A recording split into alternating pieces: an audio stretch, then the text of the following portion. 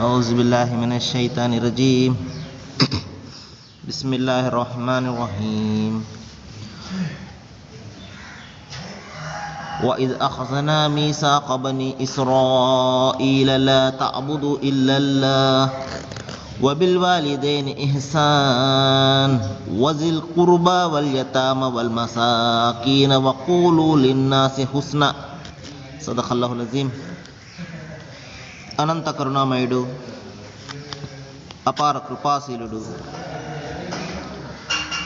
పాలకుడు, పోషకుడు, సర్వలోక ప్రభు అయిన అల్లాహ్ శుభనామంతో ప్రారంభిస్తున్నాను. సోదరులారా, సోదరిమణులారా, అయ్యలారా, అమ్మలారా, అస్సలాము అలైకుం రహమతుల్లాహి వబర్కాతుహు. సర్వ సృష్టికర్త అయినటువంటి అల్లాహ్ మన అందరి జీవితాలలో శాంతిని, కరుణను కురిపించుడుగాక. ఆమీన్. ఇంతవరకు మీ ముందు మానవులందరి మార్గదర్శక గ్రంథం దివ్య ఖురాన్ నుండి 2వ అధ్యాయం 83వ వాక్యం యొక్క అరబీ మూలమును పఠించడం జరిగింది. దీని అనువాదము, దైవం ఈ విధంగా సెలవిస్తున్నాడు: మీరు అల్లాహ్ను తప్ప మరెవరిని ఆరాధించకండి.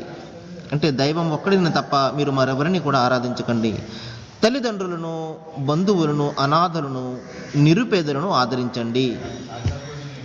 సోదరులారా, మనము గత కొన్ని రోజులుగా ఈ విషయాన్ని గురించే మనము మాట్లాడుకుంటున్నాము. దైవము మానవాళిని 2 హక్కులను నిర్వర్తించడం కోసము ఈ ప్రపంచంలో పుట్టించడం జరిగింది. అది ఒకటి దైవం హక్కు అయితే 2 మానవుల హక్కులు. మనము గత కొన్ని రోజులుగా చెప్పుకున్నాము. దైవం యొక్క హక్కు ఏమిటంటే, మనిషి సృష్టికర్త అయినటువంటి దైవం ఒక్కడిని మాత్రమే తన ప్రభువుగా, తన దైవంగా అతను విశ్వసించాలి. మరి అంతేకాకుండా ఆ దైవానికి, ఆ దైవము, ఆ ఏకేశ్వరుడు సర్వ సృష్టికి కూడా కర్త అని, చావు పుట్టుకలకు అతీతుడని, అంతేకాకుండా సమస్త మానవ బలహీనతలకు ఆయన అతీతుడని, మానవులకు ఉండే ఎటువంటి బలహీనతలు, భార్య బిడ్డలు కానీ, తిండి కానీ, నిద్ర కానీ, ఇటువంటి సమస్త బలహీనతలకు అతీతుడని, మరియు ఆ దైవం యొక్క స్వరూపం ఎవరికి కూడా, ఎవరి కళ్ళకు కూడా అందనటువంటి స్వరూపం అని, ఎవరు కూడా ఆయనను చూడలేరని, మరి అంతేకాకుండా ఆ సర్వసృష్టికర్త అయినటువంటి ఆ దైవం తప్ప మరొక ఆపద్బాంధవుడు కానీ, మొరలను ఆలకించేవాడు కానీ, ఇంకా విన్నపాలు స్వీకరించేవాడు కానీ, వేడుకోలు స్వీకరించేవాడు కానీ ఎవరు కూడా ఉండరని, సర్వశక్తి సామర్థ్యాలు, సర్వ అధికారాలు ఆ సృష్టికర్త ఒక్కని చేతిలో మాత్రమే ఉన్నాయని మనిషి భావించడము, మనిషి విశ్వసించడము, ఇది నిజమైనటువంటి విశ్వాసం.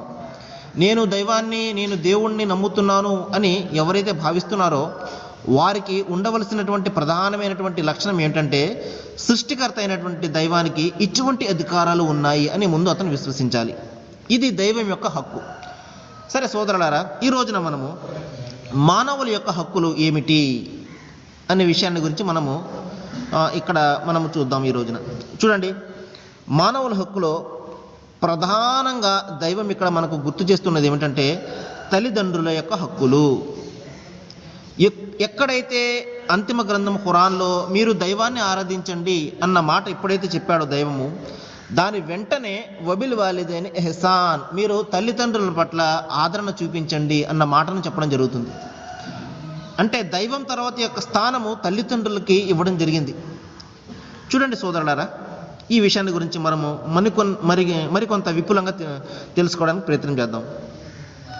ఆది మానవుడైనటువంటి ఆదం అలైహిస్సలాం ఆయనను సృష్టించిన తర్వాత ఆయన ఒంటరిగా ఉండడం చూచి దైవము ఆయనకు తోడుగా ఆయన భార్యను సృష్టించడం జరిగింది.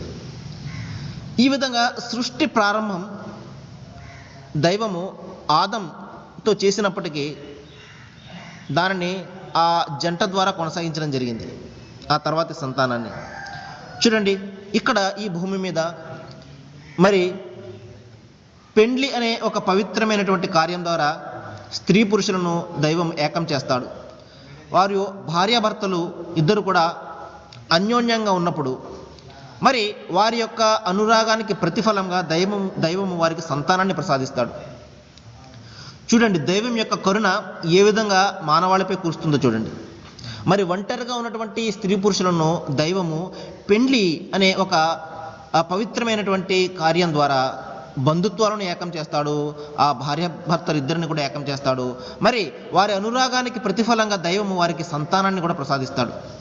మరి ఆ సంతానం ఎప్పుడైతే ఆ తల్లి గర్భంలో పడుతుందో అప్పటి నుండి కూడా ఆ తల్లిదండ్రులు కానివ్వండి, ఆ తల్లిదండ్రుల యొక్క తల్లిదండ్రులు కానివ్వండి, మరి ఎంతో ఆతృతతోటి ఎదురు చూస్తారు. ఆ బిడ్డ 9 మాసాలు ఆ తల్లి కడుపులో దిద్దుకుంటున్నప్పుడల్లా రూపుదిద్దుకుని బయటకు వచ్చేంత వరకు కూడా ఆ తల్లిదండ్రులు ఎంతో ఆతృతతోటి ఎదురు చూడడం జరుగుతుంది. మరి ఆ బిడ్డ ఎంతో అందంగా తయారయ్యి ఆ తల్లి కడుపులో బయటకు రాగానే మరి ఆ సర్వం వారి యొక్క ప్రపంచమంతా కూడా ఆ బిడ్డ అన్నట్టుగా ఆ బిడ్డను ఎంతో ప్రేమతోటి వారు సాకడం జరుగుతుంది. మరి చూడండి సోదరులారా, మరి ఆ బిడ్డకు ఏదైనా జబ్బు చేసినప్పుడు, ఏదైనా ఒంట్లో బాగోలేనప్పుడు మరి ఆ తల్లిదండ్రులు ఇద్దరు కూడా మరి తన నిద్రను ఆహారాన్ని కూడా మానివేసి ఆ బిడ్డ కోసం ఎంతగానో తాపత్రయపడతారు. వాళ్ళ నిద్ర కూడా మానివేసి ఆ బిడ్డను సాకుతూ ఉంటారు. మరి ఆ బిడ్డ కళ్ళ ముందు పెద్దవాడవుతాడు. మరి వాడికి కావలసినటువంటి సకల సౌకర్యాలను కూడా వాళ్ళు కలుగజేస్తూ ఉంటారు. తాను తినకపోయినా తండ్రి తన బిడ్డకు పెట్టాలని చూస్తుంటాడు. ఏదైనా ఖర్చు చేస్తే ఖర్చు అయిపోతుందేమో, బిడ్డకు పనికొస్తుందేమో అని చెప్పేసి తన యొక్క ఖర్చులను కూడా తగ్గించుకుని ఆ బిడ్డ కోసం అతను తాపత్రయపడడం మనం చూస్తూనే ఉంటాం. ఇటువంటి ప్రేమను, ఆప్యాయతను ఆ తల్లిదండ్రుల హృదయాల్లో దైవం పెట్టాడు. మరి ఆ బిడ్డ పెద్దవాడవుతాడు. మరి ఎంతగా పెద్దవాడు అయినప్పటికీ కూడా ఆ తల్లిదండ్రుల ముందు బిడ్డగానే కనబడతాడు వారు. ఆ బిడ్డకు పెళ్ళయ్యి పిల్లలుండి మనవాళ్ళు పుట్టినప్పటికీ కూడా ఆ తల్లిదండ్రులకు ఆ బిడ్డగానే చిన్నపిల్లవాడిగానే కనబడుతూ ఉంటాడు. మరి సోదరులారా, ఇక్కడ మనం ఆలోచించవలసిన విషయం ఏంటంటే, మరి మనిషి తన తల్లిదండ్రుల యొక్క హక్కులను ఈ రోజున నిర్వర్తిస్తున్నాడా, వారిని ఆదరిస్తున్నాడా లేదా అనేది ఇక్కడ ప్రధానమైనటువంటి మనకు సమస్య. చూడండి, మనం ఎంతగా విజ్ఞానాన్ని అభివృద్ధి చెందినప్పటికీ కూడా మన విజ్ఞానము ఒకటి, అతను తన దైవాన్ని గుర్తించడం లేదు. తన దైవాన్ని గుర్తించడానికి తన విజ్ఞానం సరిపోవడం లేదు. ఒకటైతే తన కళ్ళ ముందు కనబడే తన తల్లిదండ్రులను ఆదరించడానికి కూడా అతని విజ్ఞానం సరిపోవడం లేదు. ఈ రోజున మన పెద్దలు చెప్తారు, ఇదివరకు చెప్పేవారు మాతృదేవోభవ పితృదేవోభవ అని చెప్పేసి. అంటే దీని అర్థం ఏంటంటే సోదరులారా, మా తల్లిదండ్రులు దైవం యొక్క స్వరూపము అని చెప్పడం జరుగుతుంది. కానీ వాస్తవానికి అర్థం అది కాదు. తల్లిదండ్రులను మనం చూస్తే మనకు దైవం జ్ఞాపకం రావాలన్నమాట. వారి మనస్సులో పెట్టినటువంటి ఆ ప్రేమ ఆప్యాయతను చూసి మనకు ఆ దైవం గుర్తుకు రావాలి. ఇంత అద్భుతమైనటువంటి ప్రేమను నా తల్లిదండ్రుల మనసులో పెట్టాడే నా పట్ల అని దైవం మనకు జ్ఞాపకం రావాలి. అది మాతృదేవోభవం అంటే అర్థం ఏంటంటే దైవాన్ని నువ్వు జ్ఞాపకం తెచ్చుకొని, అంతేగాని వారిని దైవాలుగా భావించి ఫోటోలు కట్టి మీరు పూజించడం అని అర్థం కాదు అక్కడ. కానీ చూడండి సోదరులారా, మనము ఎంత ప్రేమను ఆప్యాయతను ఆ దైవము ఆ తల్లిదండ్రుల మనసులో పెట్టడం వల్లనే కదా ఎంతో ప్రేమతోటి ఆ బిడ్డను సాగుతారు. ప్రవక్త ముహమ్మద్ సల్లల్లాహు అలైహి వసల్లం వారు ఒక ప్రవచనంలో ఈ విధంగా చెప్పడం జరిగింది. చూడండి సోదరులారా, ఒక విషయాన్ని నేను మీకు స్పష్టం చేయదలిచాను. అదేమిటంటే, దివ్య ఖురాన్లో ఉండే మాటలన్నీ కూడా దైవం యొక్క మాటలు. అందులో ప్రవక్త మాటలు ఎంత మాత్రం కూడా కలవలేదు. దివ్య ఖురాన్ అవతరణ జరుగుతున్నంతసేపు ప్రవక్త వారు తన మాటలను వ్రాసుకోవడానికి తన శిష్యులకు అనుమతి ఇవ్వలేదు. ఎందువలనంటే ఖురాన్లో అవి కూడా కలిసిపోతాయేమోనని. ఎప్పుడైతే ఖురాన్ అవతరణ పూర్తి అయిన తర్వాత తన మాటలను వ్రాసుకోవడానికి తన శిష్యులకు అనుమతి ఇవ్వడం జరిగింది. అప్పుడు శిష్యులు అనేక మంది ఉన్నారు. అప్పుడు సుమారు 1,00,000 మంది, ఆయన చనిపోయే సమయంలో 1,00,000 మంది శిష్యుల వరకు కూడా ఆయనకు ఉన్నారు. వారు ప్రవక్త వారి యొక్క మాటలను విని జ్ఞాపకం పెట్టుకుని వారు వ్రాయడం జరిగింది. దానిని హదీసులు అని పిలవడం జరుగుతుంది. కాబట్టి ఖురాన్, హదీస్ ఈ రెండు కూడా ఈ సమాజానికి మనకు దైవం అందజేసినటువంటి ఒక అద్భుతమైనటువంటి ఆస్తులు అన్నమాట. ఖురాన్లో ఏ విధంగా ఒక విషయం ఉంటుంది, మీరు ఈ విధంగా చేయాలి అని, మీరు నమాజును చేయండి, ప్రార్థనను చేయండి అని ఉంటుంది. ఏ విధంగా చేయాలో మనకు ఖురాన్లో కనబడదు. ప్రవక్త ముహమ్మద్ సల్లల్లాహు అలైహి వసల్లం వారి యొక్క ఆచరణలో మనకు అది కనబడుతుంది. అందుకునే దైవం ఖురాన్తో పాటు దాన్ని బాగా వివరించే ఒక టీచర్ను కూడా, ఒక గురువును కూడా మనకు ఇవ్వడం జరిగింది. కాబట్టి ప్రవక్త ముహమ్మద్ వారు ఒక సందర్భంలో చెప్పడం జరిగింది, దైవము మానవాళిని, ఈ సృష్టిని అంతా సృష్టించిన తర్వాత తన కారుణ్యాన్ని కూడా సృష్టించి వాటిని 100 భాగాలు చేసి ఒక భాగము ప్రపంచంలో ఇచ్చాడు, మిగతా 99 భాగాలు తన వద్ద ఉంచుకున్నాడు అని చెప్పడం జరిగింది. ఆ 1% కరుణే ఈ రోజున ప్రతి మనిషి తన సాటి మనుషులకి, తన బిడ్డలకు ఈ రోజున కరుణ చూపిస్తుంటాడు. చూడండి, ఆప్యాయత, ఈ అనురాగం చూపిస్తుంటాడు. అది కేవలము 1% దైవం మనకి ఇచ్చినటువంటి కారుణ్యం యొక్క మహత్యం అన్నమాట. 1% కారుణ్యానికే మనము ఇంతగా ఒకరి పట్ల ఒకరు ప్రేమను చూపిస్తున్నామే. చూడండి, ఒక ఆవు తన బిడ్డకు తన గిట్ట ఎక్కడ తగులుతుందో అన్న భయంతో మెల్లిగా బయటికి తీసుకుంటుంది. ఎందుకు? ప్రవక్త వారు చెప్పారు, ఇది కూడా దైవం ఇచ్చినటువంటి కారుణ్యం యొక్క మహిమ అని చెప్పి. 1% కారుణ్యానికి మనం ఇంతగా మన సాటి సోదరుల మీద, మన బిడ్డల మీద ఎంత కారుణ్యాన్ని, ఎంత అనురాగాన్ని, ఎంత ప్రేమను మనం చూపిస్తున్నామే. మరి 99% కారుణ్యాన్ని దైవము తన వద్ద ఉంచుకుంటే ఆయన ఎంత కరుణామయుడు ఒకసారి ఆలోచించండి. ఆయన అంత కరుణామయుడు గనకే 99% ఆయనను కాదంటున్నా కూడా ఆయన మనకు సకల వనరులను కూడా కురిపిస్తున్నాడు. వానను కురిపిస్తున్నాడు, ఆయన ఎండను కాయిస్తున్నాడు, సమస్త వనరులు గాలినిస్తున్నాడు, ఇంకా అనేక రకమైనటువంటి వనరులను మనకు కల్పిస్తున్నాడు. ఎందుకు?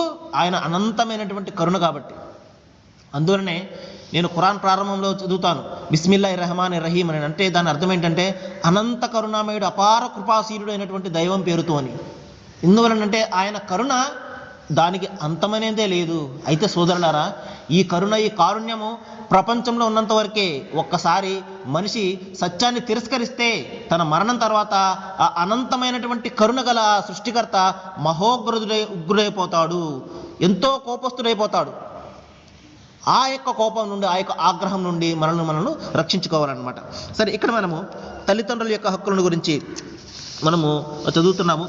ఖురాన్లో ఒక సందర్భంలో దైవము ఈ విధంగా చెప్తున్నాడు, నీ తల్లి నిన్ను బలహీనత మీద బలహీనత సహించి నిన్ను కడుపులో పెట్టుకుని మోసింది.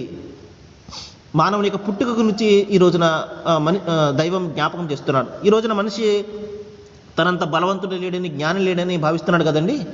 దానికి దైవం చెప్తున్నాడు, ఒక సమయంలో నువ్వు నీ తల్లి గర్భంలో బలహీనుడివై, అత్యంత బలహీనుడివై నువ్వు నీ తల్లి గర్భంలో నువ్వు పెరగడం జరిగింది.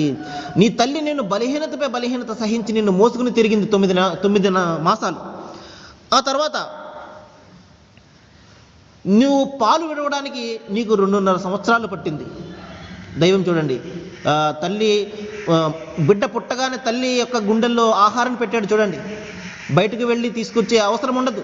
అంతవరకు తల్లి గుండెల్లో ఆహారం ఉండదు. కానీ ఎప్పుడైతే బిడ్డ పుడతాడో వెంటనే ఆయన చూడండి, తల్లి హృదయంలోనే ఆహారాన్ని పెట్టాడు.